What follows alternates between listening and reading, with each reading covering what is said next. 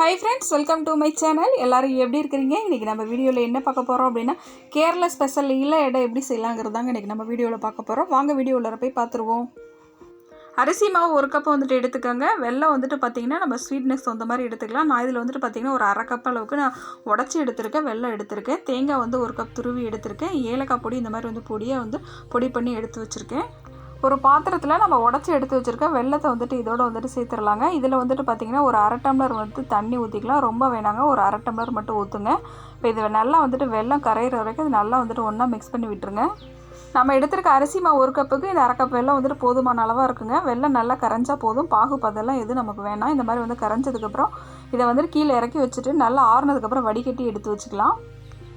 இந்த மாதிரி ஒரு பேன் வந்துட்டு சூடு பண்ணிடுங்க. சூடு பண்ணிவிட்டு அதில் வந்துட்டு பார்த்திங்கன்னா ஒரு டீஸ்பூன் வந்துட்டு நான் நெய் ஊற்றிருக்கேங்க. நெய் நல்லா சூடானதுக்கப்புறம் இப்போ நம்ம வந்து துருவி எடுத்து வச்சுருக்கோம் இல்லைங்களா, அந்த தேங்காய் ஒரு கப் அதை வந்துட்டு இதோடு வந்துட்டு சேர்த்துடலாம். அடுப்பை சிம்மில் வச்சுட்டு நம்ம இந்த வந்து தேங்காயை வந்துட்டு வறுத்து எடுத்துக்கலாங்க. ரொம்ப வந்துட்டு வறுக்கணும்னு அவசியம் இல்லை, கலர் கொஞ்சம் வந்து மாறினா போதும். சும்மா ஒரு நிமிஷம் வந்துட்டு இது மாதிரி வந்துட்டு வறுத்திங்கன்னா போதும். இந்த பாருங்கள், கலர் வந்துட்டு கொஞ்சம் வந்து நம்ம போட்டதுக்கும் இப்போ வந்து நல்லா வந்துட்டு சேஞ்ச் ஆகிருக்கு. இப்போ இந்த சமயத்தில் வந்துட்டு பார்த்திங்கன்னா நம்ம வடிகட்டி வச்சுருக்க வெல்லத்தை வந்துட்டு இதோட சேர்த்துடலாங்க. வடிகட்டிட்டு தான் சேர்க்கணும், ஏன்னா வெல்லத்தில் வந்துட்டு கொஞ்சம் கொஞ்சம் வந்து மணல் மாதிரி இருக்கும். அதனால் வந்துட்டு வடிகட்டிட்டு இதோட வந்துட்டு சேர்த்துங்க. இப்போ இது நல்லா வந்துட்டு ஒன்றா மிக்ஸ் பண்ணி விட்டுருங்க. நம்ம ஏலக்காய் வந்துட்டு பொடி பண்ணி எடுத்து வச்சுருக்கோம் இல்லைங்களா, அந்த ஏலக்காய் வந்துட்டு பார்த்திங்கன்னா ஒரு டீஸ்பூன் இருக்க அளவுக்கு இதோட வந்துட்டு சேர்த்துருங்க. நான் இன்றைக்கி 2 ஏலக்காய் வந்துட்டு எடுத்து தாங்க நான் வந்து இந்த மாதிரி வந்து பொடி பண்ணி வச்சுருக்கேன். ஏலக்காய் வந்துட்டு சீக்கிரம் அரைப்படாது, அதனால தான் அதில் வந்து கொஞ்சம் சுகர் சேர்த்துட்டு அதை வந்து அரைச்சிருக்கேன். அதனால தான் அதை வந்துட்டு ஒரு டீஸ்பூன் அளவுக்கு இதோட வந்துட்டு சேர்த்துருக்குறேன்.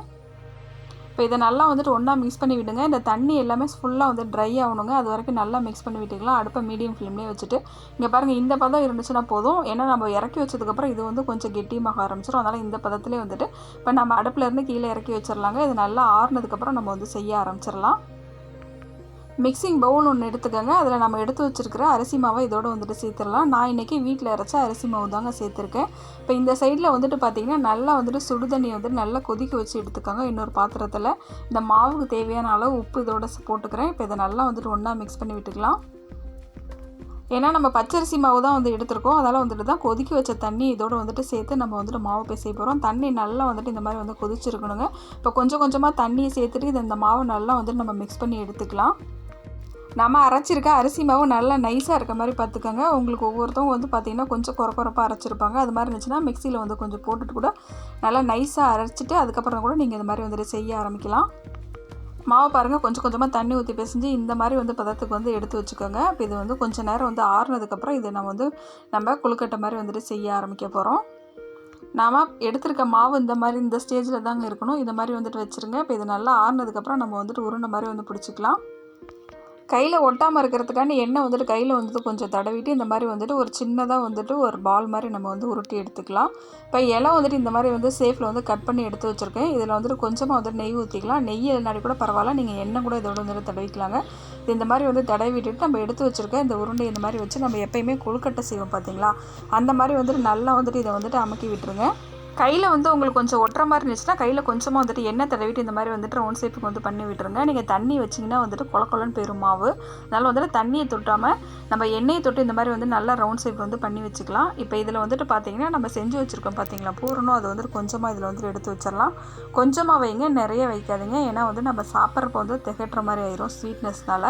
இப்போ இதை வந்துட்டு பார்த்திங்கன்னா நல்லா வந்துட்டு க்ளோஸ் பண்ணி விட்டுருங்க. நம்ம கொழுக்கட்டை எப்படி வந்து நம்ம க்ளோஸாக வந்துட்டு பண்ணுவோமோ அது மாதிரி வந்துட்டு இலைய இந்த சைடில் இந்த மாதிரி வந்து பண்ணிங்கனாவே நல்லா வந்துட்டு க்ளோஸ் ஆயிருங்க. அது நான் வந்து ஃபஸ்ட்டு வந்து பார்த்திங்கன்னா ஒரு 3 மட்டும் வந்து செஞ்சு எடுத்துருக்கேங்க. செஞ்சு எடுத்தது வந்துட்டு இந்த மாதிரி வந்து பிளேட்டில் வச்சுக்கோங்க. நம்ம இதை இட்லி பானையில் வச்சு வேக வச்சிடலாங்க. இட்லி பானை நீங்கள் தட்டிலையும் வைக்கலாம், இந்த மாதிரி வந்து ஸ்டீமர் அதிலே கொடுத்துருப்பாங்க, அதில் வச்சாலும் வைக்கலாம். ஃபஸ்ட்டு நான் 3 மட்டும் இது மாதிரி வந்துட்டு வச்சுட்டு நான் வந்துட்டு அவிச்சு எடுத்துக்க போகிறேன்.